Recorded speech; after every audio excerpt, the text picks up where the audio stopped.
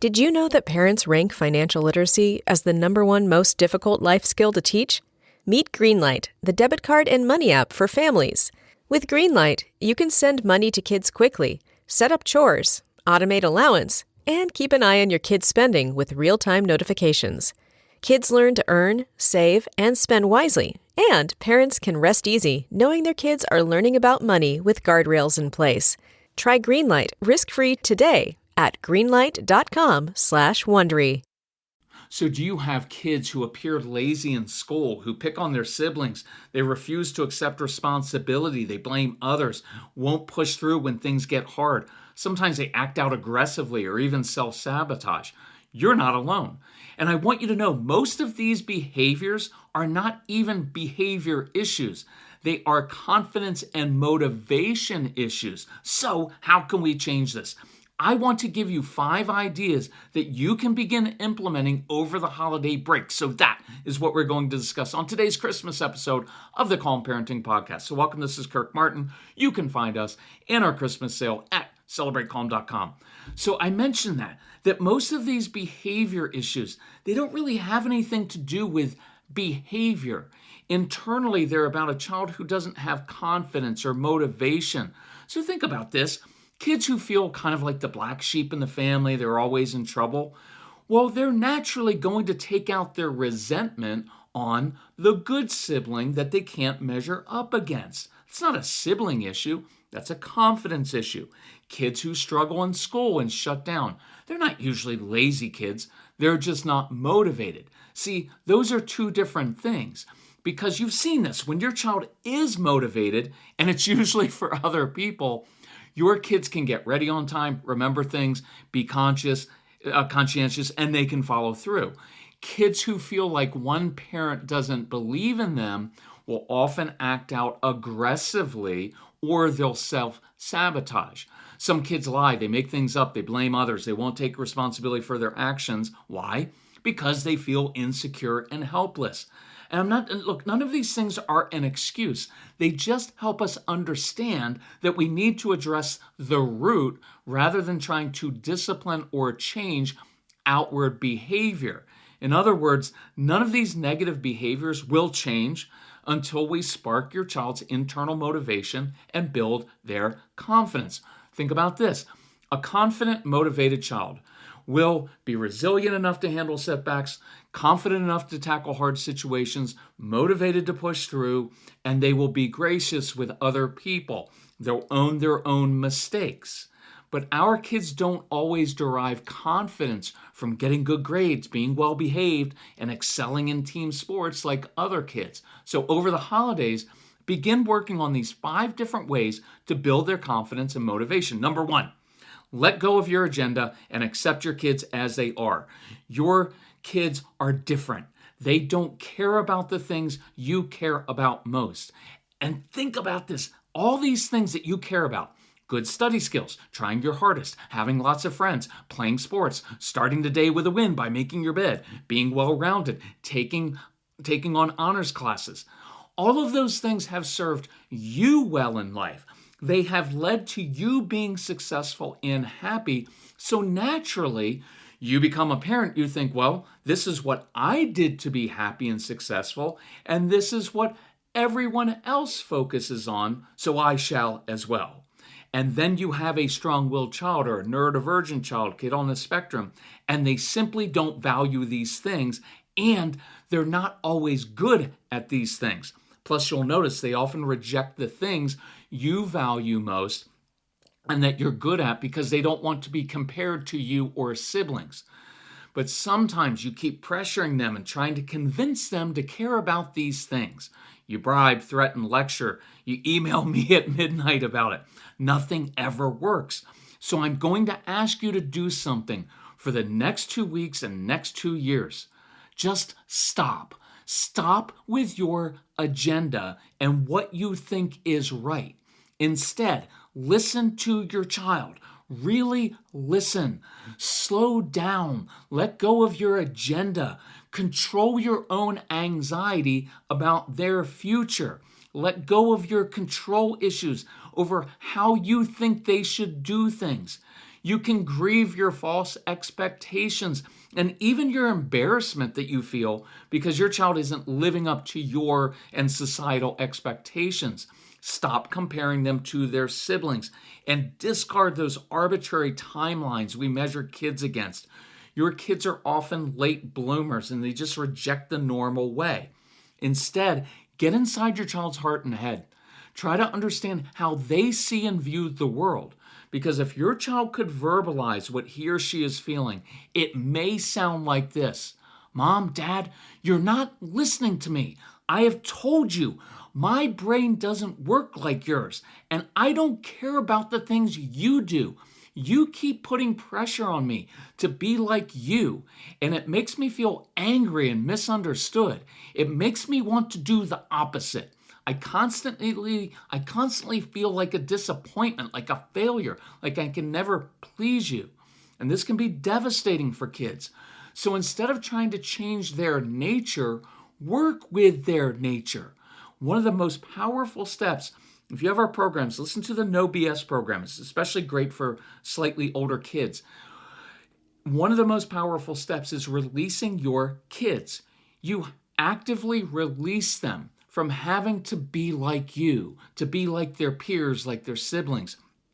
You release them from following the path you want them to take, even if that is the easier path. And your kids are going to choose the harder path. So you release them. Look, I release you to be the person you are supposed to be, even if that provokes my anxiety and control issues. It is very, very powerful.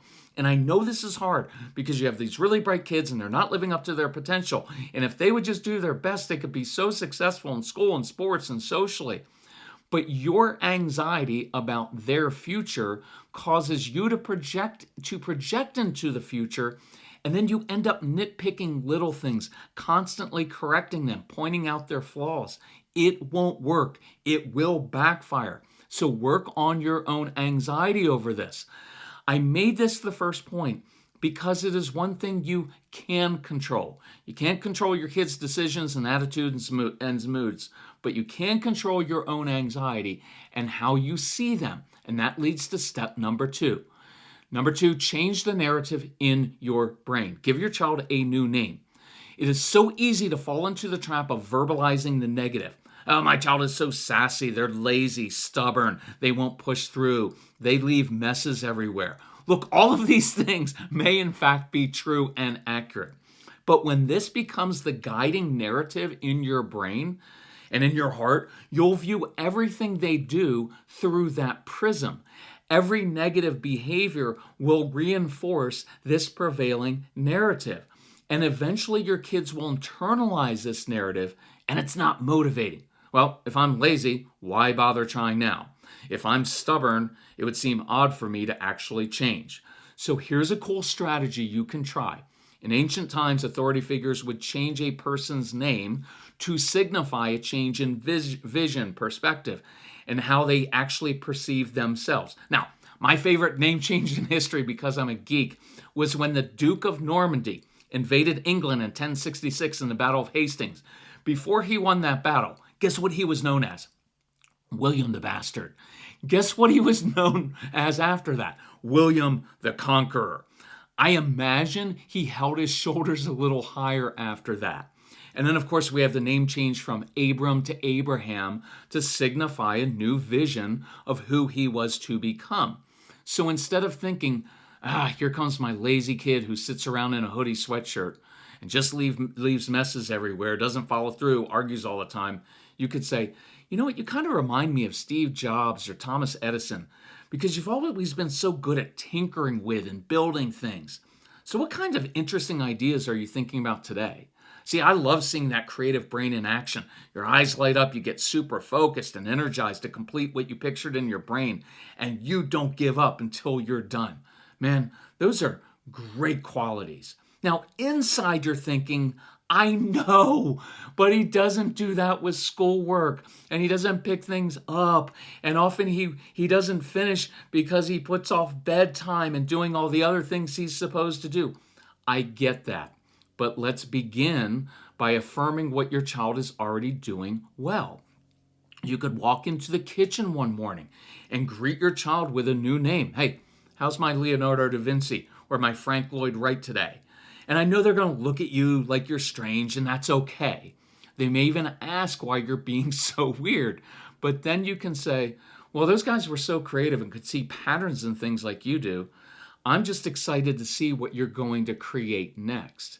See, now you're being genuinely excited about the things they are good at instead of the subtle, I'm excited to see you study for your test, get A's, be on green on the behavior chart. And sometimes we just kind of fake like, hey, that's really good that you're creative, but why don't you focus on all the things I want you to do? See, if you begin doing this, you'll see your child differently and you'll reframe their gifts and talents. You are creating a vision of who your child can be, not who he or she is right now. And I did this with Casey all the time. Hey, Case, I know it can be overwhelming to be in middle school. You're kind of stuck between being a little kid and a grown-up. It's awkward. It's all new. But I'll tell you what I see. I see a young man who's a good thinker, who knows how to ask the right questions and lead, who isn't afraid to jump in, who does the right thing for people in the end. Man, you've got a great future ahead of you, Casey. I can't wait to see it unfold. And then I'd give his shoulder a little squeeze and I'd walk out of the room. See, it was like planting lots of little seeds. Now, is that the kid who he was right then?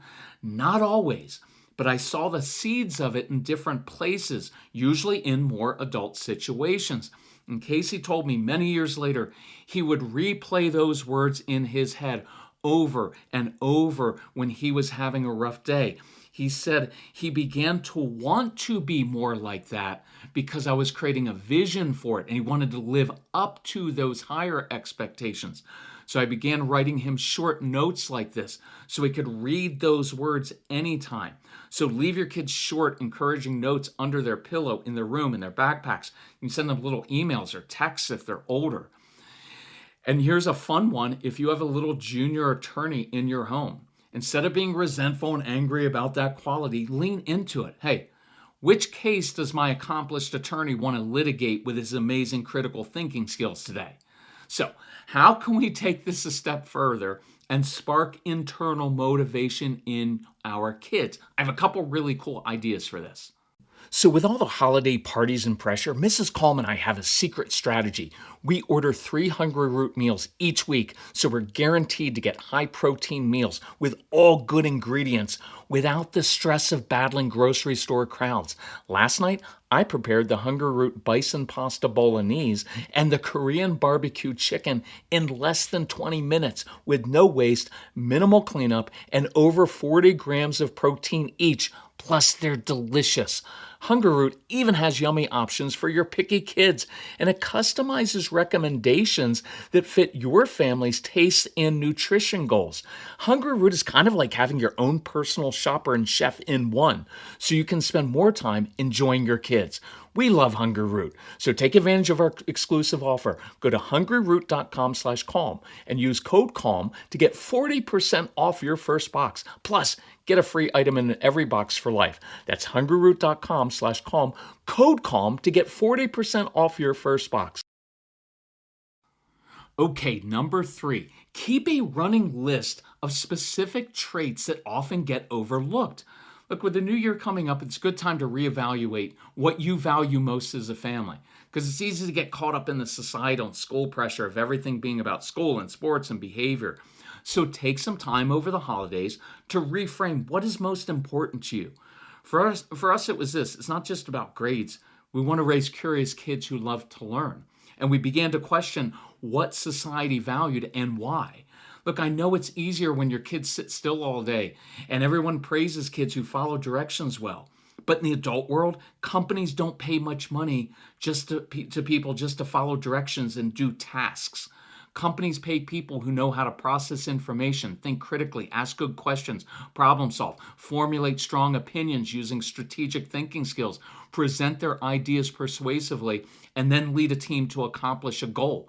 A lot of us have kids who are really good at that. They're not good at the kid things. And I'm watching firsthand as the little kid, our son, who got in trouble for all that energy and that questioning attitude and sometimes defiance and stubborn resistance, is being transformed into a strong leader at his other job. The reason Casey has gotten promoted very quickly is because of the same qualities that got him in trouble at school. He is a decisive, bold leader with a lot of energy. The CEO of the company doesn't value Casey's ability to follow directions. He gives Casey a mission and then trusts implicitly that Casey will problem solve in a fast-moving environment, act decisively, lead his team, and get the job done with excellence without having to micromanage him. So here's an idea that had a huge impact on Casey and so many other kids we worked with. You know how you have that running list in your head of things your kids aren't good at or that you want to change? Or I was going to say that running list of resentments toward your spouse. We can deal with that another time. So begin making a running list instead of positive choices and traits that they exhibit. So I began just sending myself little emails and put it in a little folder. Every time he made a good decision throughout the semester, so I could give him examples of times when he demonstrated positive traits like problem solving, leadership, being assertive, having initiative, exercising self-control, creativity, compassion, imagination, curiosity, persistence, and persuasion. I'd write down the traits that you do want to see in your kids and notice when they do that. So you notice when they are resilient, when they do handle a loss, when they lose a game and they handle it better, when they apologize to a sibling or a parent, when they put extra effort into something that's difficult. And remember, we praise for progress, not perfection. And you've heard me talk about this. I used to create a report card for all the kids who came to our camps over the years. I did this for my niece and nephew on each of their birthdays. Hey, 14 reasons why my niece rocks. This doesn't mean you ignore their weaknesses, but everybody already points those things out anyway. When you build your child's confidence like this, it changes how you view your child and how they view themselves. It gives them confidence and resilience to overcome struggles and push through when things get hard. Here's an idea. You could share your life skills report card with your child's teachers. I used to do this because it would give them a more balanced view of the child. So instead of, well, can't sit still, doesn't always follow directions, it's like, yeah, but really good thinker, asks really good questions, great problem solver, good leader. And I promise your kids will hang on to these report cards. They will look at it and say, yeah, I know I'm not always good at X, Y, and Z at school, but I'm really good at doing these 3 things, and that will serve me well in the adult world, which is where they spend most of their lives. And I did notice Casey's attitude would change when I would recall a specific instance when he helped an elderly neighbor down the street, or if he was persistent or conscientious working his job as a hockey referee. I'd even affirm him at times for his negotiating and arguing skills because he did advance logical, well-thought-out ideas, but I'd also coach him on how to do that more respectfully. Final note, this has nothing to do with participation trophies or empty praise. You are noticing specific examples of progress and valuing different traits. Number 4, give your kids an opportunity to use their unique gifts, talents, and passions. So think about this. When are you most confident? When do you feel the most purpose and the most motivated?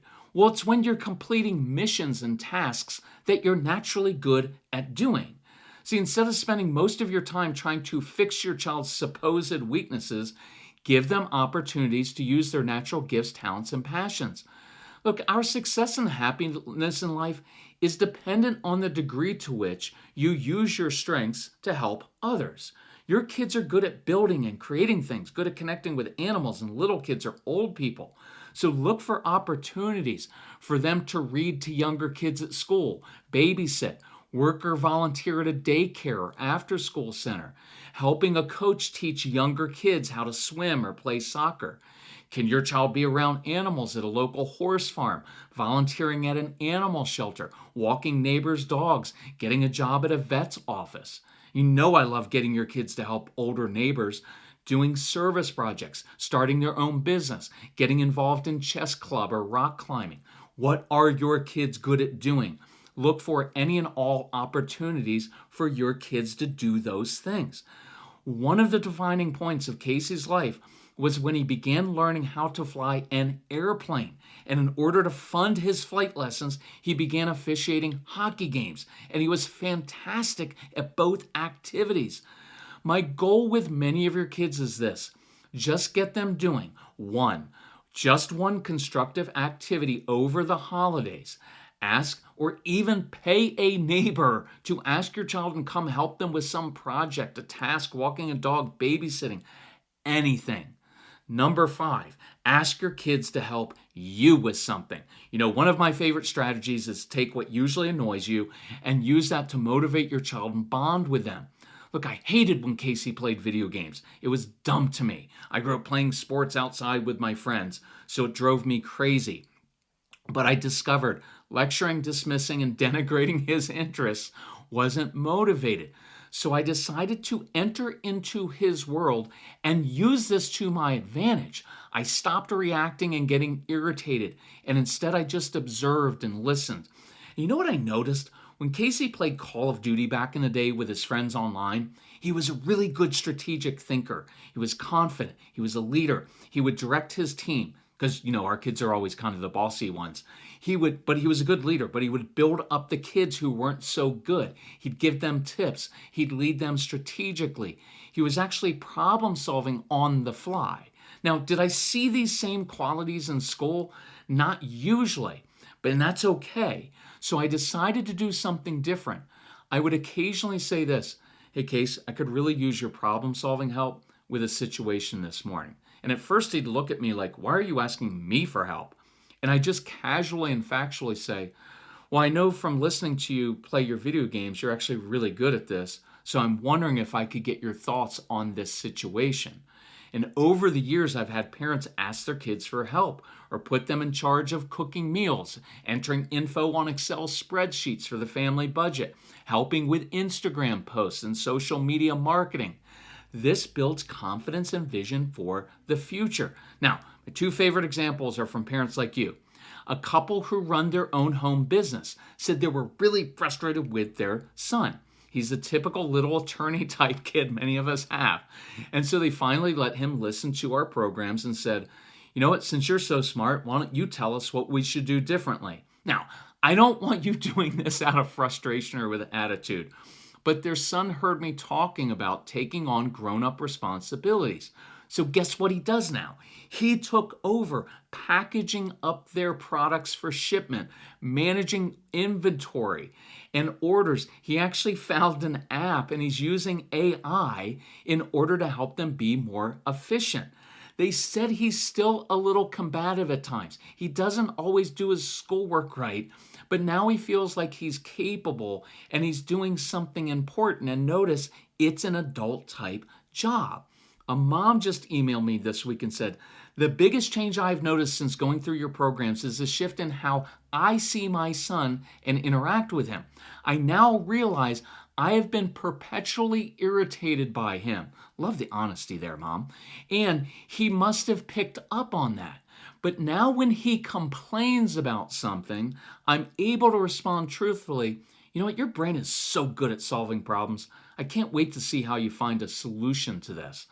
And the mom said recently he started solving problems before even telling me, and I see his self-efficacy has increased. So thanks for this perspective shift. Oh, you're the one who did the perspective shift. So I dare you to do this. Let's work on these 5 strategies over the holidays, and I bet you'll begin to notice a shift in how your child sees himself or herself and how you see them. And that will change behavior more than anything else. Do let your kids, if you want to, we don't do punishment, but if you wanted to punish your kids, say you have to listen to these programs, or more likely, you know what it is? It's empowering them. Hey, these are for adults, but you guys are kind of grown up. Listen to these programs. You come back to us with 3 different things we could be doing differently in the home as we start the new year. That would be way cool. Hey, Merry Christmas to everybody. If you need help with our programs, need help financially, Casey will be Santa to you. You can email him at Casey, Casey, at celebratecalm.com. All right, love you all. Bye-bye.